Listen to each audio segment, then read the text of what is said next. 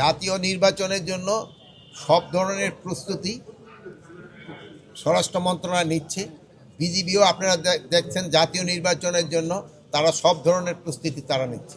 প্রায় 35 এবং প্রায় 35,000 প্রায় 35,000 সদস্য এই ইলেকশনের সময় নিয়োজিত থাকবে এবং যে দুই চারটা যে অস্ত্রতে ঢুকতেছে না তা না, এবং ঢুকতেছে এবং এগুলি কিন্তু ধরা হচ্ছে ডেইলি। দেখবেন যে ধরা হচ্ছে এই একটা দুইটা করে কিন্তু ডেইলি, একদিন 5টা বিদেশি পিস্তলও কিন্তু ধরা হচ্ছে।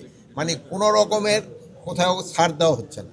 স্যার, একই সাথে কেরানীগঞ্জে আমরা দেখলাম যে একটা ব্লাস্টের ঘটনা ঘটেছে মাদ্রাসায়।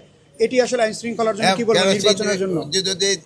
যে অপকর্মটা করছে সে তো পলাতক, কিন্তু তার সহযোগী কিন্তু ধরা হয়ে গেছে এবং আর ওয়াইফ এরাও কিন্তু কাস্টডিতে আছে এবং এবং মানে অ্যাকচুয়াল যে এটা তাকে ধরার চেষ্টা করা হচ্ছে।